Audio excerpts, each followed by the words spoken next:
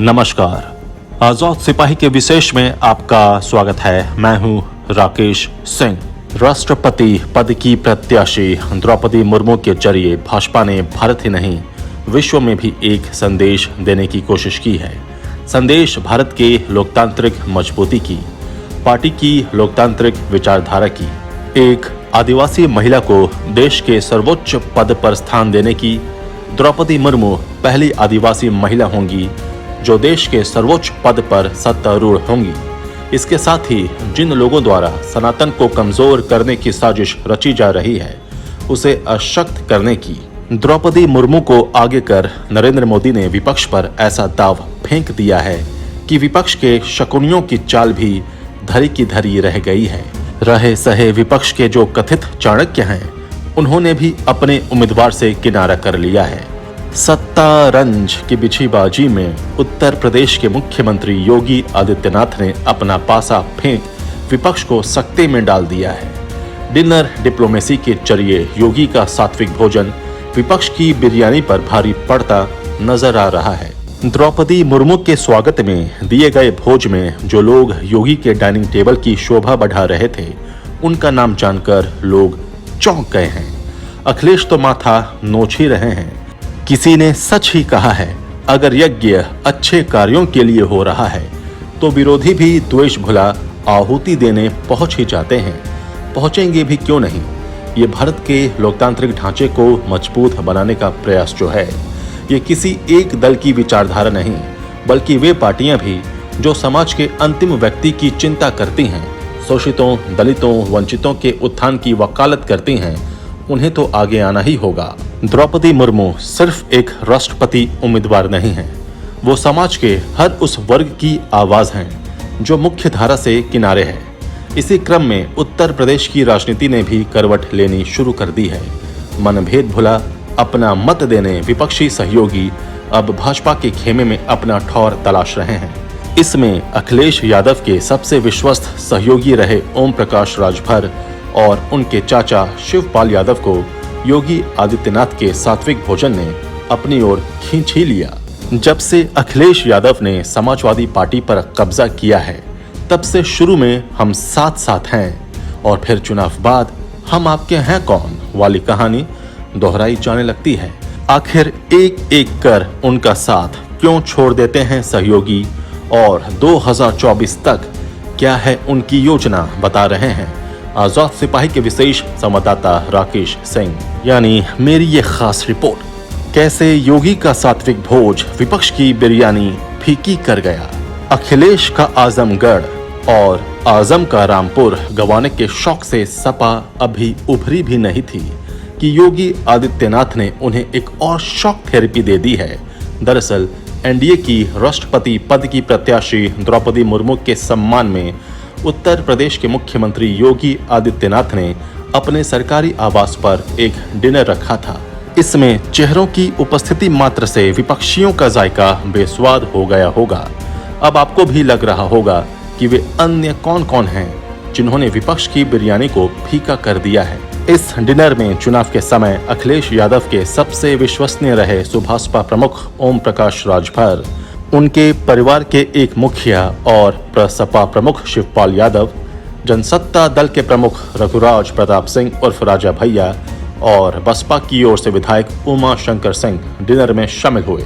वो उमा शंकर सिंह जिनके बारे में ये बात प्रचारित थी कि वो योगी आदित्यनाथ के साथ कभी एक मंच पर नहीं आ सकते। अब आपको तो लग ही गया होगा कि भाजपा का सात्विक भोजन कैसे विपक्ष की बिरयानी पर भारी पड़ता नजर आ रहा है।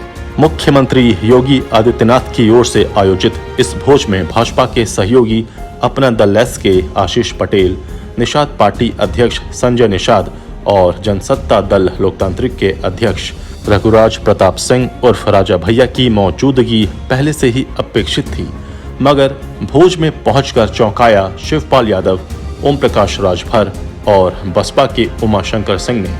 चर्चा जोरों पर है कि राष्ट्रपति चुनाव से पहले योगी की डिनर डिप्लोमेसी ने विपक्ष के मतों में सेंध लगा दी है। हालांकि असली तस्वीर तो मतदान के दिन ही साफ होगी, लेकिन उत्तर प्रदेश में योगी की डिनर डिप्लोमेसी ने विपक्ष के पेशानी पर बल तो दे ही दिया है।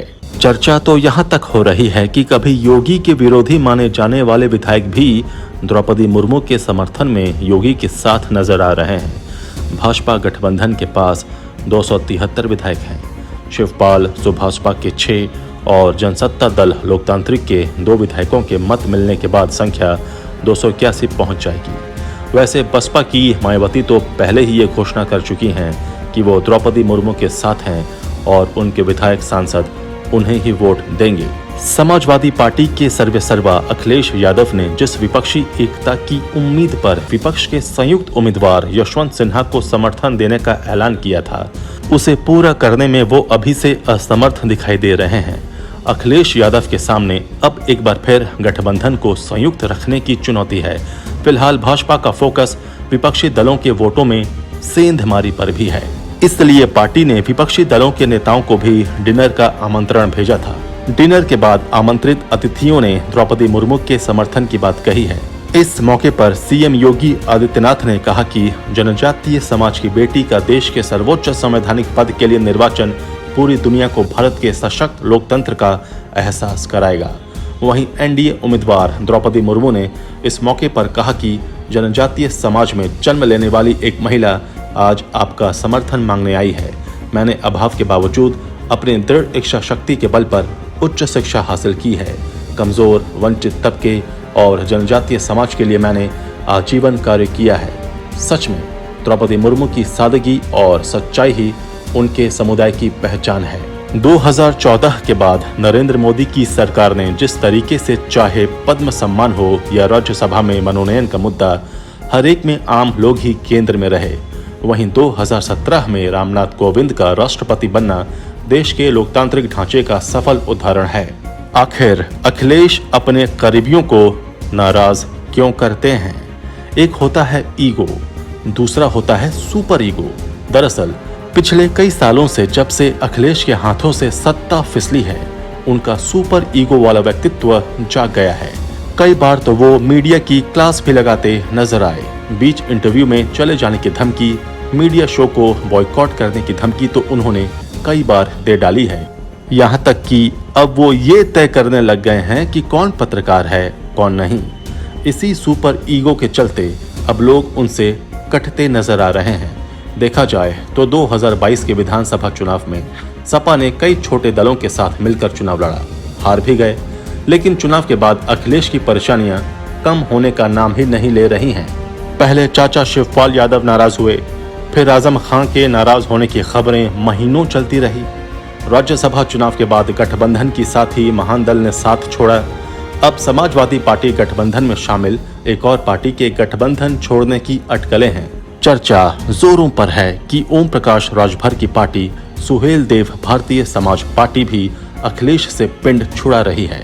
अखिलेश के संबंध में पहले हम साथ साथ हैं और चुनाव खत्म होने के बाद टाटा बाय बाय का सिलसिला नया नहीं है। चुनाव से पहले साइकिल की सवारी तो कईयों ने की, लेकिन जैसे ही उस साइकिल का टायर पंक्चर हो जाता, सवारी भाग खड़ी होती है। अखिलेश भी नया टायर और नई सवारी की जुगत में भिड़ जाते हैं। खासकर 2016 में पार्टी पर प्रभुत्व के लिए परिवार में हुए संघर्ष के बाद हर चुनाव में ये देखने को मिलता रहा है। अर्थात जब से पार्टी की ड्राइविंग सीट अखिलेश ने संभाली, उसके बाद जितने चुनाव हुए, हर चुनाव में ऐसा ही देखा गया। फिलहाल अखिलेश यादव के चाचा शिवपाल यादव और सहयोगी ओम प्रकाश राजभर दोनों ही उन पर गर्म हैं। शिवपाल और राजभर की जोड़ी रह रहकर अखिलेश को सियासी पाठ पढ़ा रही है। अखिलेश यादव पर तंज कसते हुए शिवपाल यादव कहते हैं कि अखिलेश यादव में राजनीतिक परिपक्वता की कमी है। इसके कारण समाजवादी पार्टी कमजोर होती जा रही है। कई नेता पार्टी छोड़ रहे हैं। मुझे पार्टी की बैठकों में आमंत्रित नहीं किया जाता है। मुझे विपक्ष के राष्ट्रपति पद के उम्मीदवार यशवंत सिन्हा के साथ भी बैठक में नहीं बुलाया गया। अगर अखिलेश मेरे सुझावों को गंभीरता से लेते तो उत्तर प्रदेश में समाजवादी पार्टी की स्थिति अलग होती। सपा के कई गठबंधन दल अब उनका साथ छोड़ रहे हैं। इसका कारण सपा प्रमुख की राजनीतिक अपरिपक्वता है।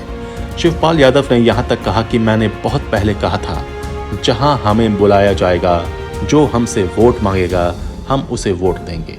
इससे पहले भी राष्ट्रपति चुनाव हुआ था तब भी हमें समाजवादी पार्टी ने नहीं बुलाया। उस समय रामनाथ कोविंद जी ने वोट मांगा और हमने उनका समर्थन किया।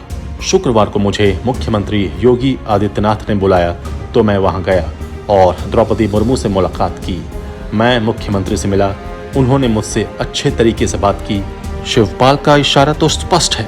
वहीं उत्तर प्रदेश के पलटीमार नेता ओम प्रकाश राजभर भी अखिलेश पर अपनी भ्रिकुटी ताने हुए हैं। समय समय पर एसी कमरे से बाहर निकलकर सड़क पर मेहनत करने की नसीहत देने वाले ओम प्रकाश राजभर शुक्रवार को सपा प्रमुख पर फिर फायर हो गए। उन्होंने तंज कसते हुए कहा कि सपा अध्यक्ष अखिलेश यादव पहले अपने चाचा शिवपाल का वोट राष्ट्रपति पद के विपक्ष के उम्मीदवार यशवंत सिन्हा को दिलाकर दिखाएं। राजभर ने कहा कि अखिलेश को केवल मुसलमान और यादव ही दिखते हैं। अब ओम प्रकाश राजभर का भी क्या संदेश है समझने के लिए काफी है। हम साथ साथ हैं के बाद हम आपके हैं कौन? 2016 के बाद से अक्सर देखा गया है कि चुनाव के पहले अखिलेश को नए नए साथी मिलते हैं और चुनाव के बाद दोनों एक दूसरे से मुंह फेर लेते हैं। 2012 में समाजवादी पार्टी अकेले 401 विधानसभा सीटों पर चुनाव लड़ी थी। 2 सीटों पर उसने उम्मीदवार नहीं उतारे थे, एक कुंडा में राजा भैया और दूसरा बाबगंज में विनोद सोनकर की सीट पर। दोनों सपा के समर्थन से निर्दलीय चुनाव मैदान में उतरे और जीते थे। बाद में अखिलेश कैबिनेट में मंत्री रहे राजा भैया ने अब अपना दल बना लिया है। 2022 के चुनाव में उनकी पार्टी को 2 सीटें मिली। ये वही सीटें हैं जो राजा भैया और विनोद सोनकर निर्दलीय उम्मीदवार के तौर पर जीतते रहे हैं। उसके बाद 2014 के लोकसभा चुनाव में सपा ने किसी दल से गठबंधन नहीं किया था। राज्य की 80 लोकसभा सीटों में से 78 पर पार्टी ने चुनाव लड़ा। राहुल की अमेठी और सोनिया की रायबरेली सीट पर सपा ने उम्मीदवार नहीं उतारे। 2017 के विधानसभा चुनाव से पहले समाजवादी पार्टी ने कांग्रेस के साथ गठबंधन किया। यूपी को ये साथ पसंद है, साइकिल और ये हाथ पसंद है, तरक्की की ये बात पसंद है। इस नारे के साथ दोनों पार्टियां चुनावी दंगल में उतरी।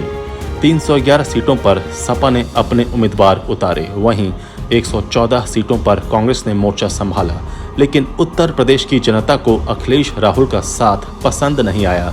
ये वही दौर था जब अखिलेश यादव और शिवपाल यादव के बीच सपा पर कब्जे की लड़ाई चल रही थी। परिवार में अकेले पड़े अखिलेश ने कांग्रेस का साथ लिया था। परिणाम ये हुआ कि अखिलेश को सत्ता से हाथ धोना पड़ा। उत्तर प्रदेश में हुए चुनाव के करीब 1 साल बाद राज्य में फूलपुर और गोरखपुर लोकसभा सीट पर उपचुनाव हुए। इस चुनाव में कांग्रेस और सपा के रास्ते अलग हो गए। दोनों ने इन सीटों पर अपने उम्मीदवार उतारे। लोकसभा उपचुनाव के प्रचार के दौरान अखिलेश यादव ने गठबंधन में आई दरार की वजह बताई। अखिलेश ने साफ किया कि गुजरात विधानसभा चुनाव में अच्छा प्रदर्शन करने के बाद कांग्रेस का व्यवहार बदल गया। इस उपचुनाव में सपा के नए गठबंधन की नींव पड़ी। उपचुनाव के दौरान बसपा ने अपने उम्मीदवार नहीं उतारे। पार्टी ने सपा के लिए प्रचार तो नहीं किया, लेकिन अपने वोटरों को सपा उम्मीदवारों के पक्ष में वोट डालने का संदेश जरूर दिया। इस उपचुनाव में सपा को दोनों सीटों पर जीत मिली। इस जीत की बड़ी वजह बसपा का साथ मिलना माना गया। यहीं से 2019 के लोकसभा चुनाव के लिए सपा बसपा गठबंधन की नींव पड़ी। बुआ बबुआ एक बार फिर साथ साथ हो गए। 2019 के लोकसभा चुनावों के ऐलान के बाद अखिलेश यादव और मायावती ने सपा बसपा गठबंधन का ऐलान किया। दोनों पार्टियों के साथ ही जयंत चौधरी की पार्टी राष्ट्रीय लोकदल भी इस गठबंधन का हिस्सा बनी। 38 सीटों पर बसपा, 37 सीटों पर सपा और 3 सीटों पर रालोद ने उम्मीदवार उतारे। सोनिया गांधी और राहुल गांधी के पक्ष में अमेठी और रायबरेली सीट से गठबंधन ने अपना उम्मीदवार नहीं उतारा। नतीजों से पहले ज्यादातर सर्वे में दावा किया जा रहा था कि भाजपा को इस चुनाव में सबसे ज्यादा नुकसान उत्तर प्रदेश में होगा। सपा बसपा गठबंधन को बड़ी कामयाबी मिलेगी। हालांकि जब नतीजा आया तो साइकिल हाथी का वजन सहन नहीं कर पाई। बसपा को सिर्फ 10 सीटों पर जीत मिली, वहीं सपा 2014 की तरह 5 सीटें ही जीत पाई। नतीजा आने के चंद दिन बाद ही मायावती ने सपा से गठबंधन तोड़ने का ऐलान कर दिया। मायावती ने कहा कि चुनाव के दौरान अखिलेश सपा के वोट बसपा उम्मीदवारों को दिलाने में नाकाम रहे। 2022 के चुनाव में सपा ने किसी बड़े दल से गठबंधन की जगह छोटे दलों को साधा। अखिलेश के पुराने सहयोगी जयंत चौधरी भी उनके साथ थे।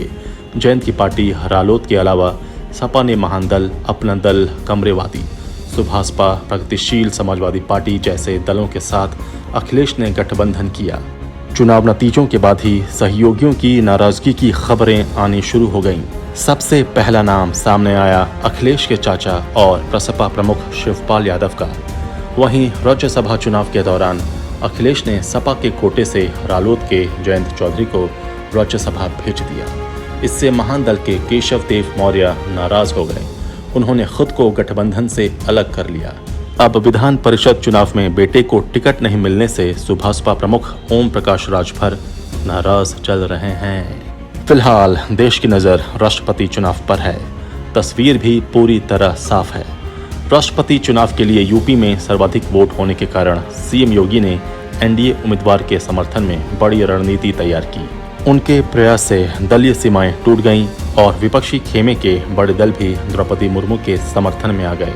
राष्ट्रपति चुनाव के बहाने विपक्षी दलों की फूट का असर 2024 में होने वाले लोकसभा चुनाव में भी दिखने के आसार हैं। सुभाषपा अध्यक्ष ओम प्रकाश राजभर और प्रसपा नेता शिवपाल यादव नया गुल खिला सकते हैं। ओम प्रकाश राजभर की अपनी परेशानी है। यूपी के रसड़ा इलाके का बच्चा बच्चा जानता है कि उन्होंने सरकारी जमीन की घेराबंदी कर अपना आशियाना बनाया है। उसकी मापी भी हो चुकी है। उन्हें आशंका है कि कभी भी उसे तोड़ा जा सकता है। वहीं दूसरी तरफ उनके क्षेत्र के सवर्ण उनसे किनारा कर रहे हैं। उनकी बदजुबानी के कारण हिंदू बहुल गांव के लोगों ने उनका बहिष्कार करना शुरू कर दिया है। ओम प्रकाश राजभर इसे अपने लिए खतरे की घंटी मान रहे हैं। तीसरा सबसे बड़ा कारण है कि वो अपने बेटे को राजनीतिक कुर्सी दिलाना चाहते हैं। पिछले चुनाव में बेटा जीत न सका। वो अच्छी तरह जानते हैं कि जब तक वो भाजपा के पाले में नहीं जाएंगे, बेटे को राजनीतिक कुर्सी नसीब नहीं होगी। उनकी कोशिश है कि भाजपा से नजदीकी बढ़ाकर आशियाने को बचाया जाए और बेटे के लिए विधान परिषद में जगह पक्की कराई जाए। शिवपाल यादव की इन दिनों आजम खां के साथ बढ़ती मुलाकात भी कई सवालों को हवा दे रही है। एक तरफ अखिलेश का ईगो है जो नरम होने का नाम ही नहीं ले रहा। वहीं हाल के दिनों में आजमगढ़ और रामपुर की हार उनके खेमे के लोगों के लिए बुरे सपने जैसा है। राष्ट्रपति चुनाव के साथ साथ भाजपा की नज़र अब 2024 के आम चुनावों पर भी है। देखा जाए तो भाजपा के लिए 2024 का सबसे बड़ा मुद्दा हिंदुओं की एकजुटता होगी, हिंदुत्व होगा। जिस प्रकार से देश में हिंदुओं को टारगेट कर गला काटा जा रहा है, उससे देश के बहुसंख्यक वर्ग आक्रोशित हैं। हिंदुत्व के झंडा बरदार कह रहे हैं, दशकों से गहरी नींद में सोया हुआ हिंदू अब जाग चुका है। उसे लग रहा है कि अब एकजुट होने का समय आ गया है। अब दिन दूर नहीं है जब हिंदू अपनी जाति नहीं बताएगा। वो गर्व से कहेगा कि मैं हिंदू हूं। आजाद सिपाही के विशेष में अब भी इतना ही। आप हमारे इस YouTube चैनल को जरूर सब्सक्राइब करें।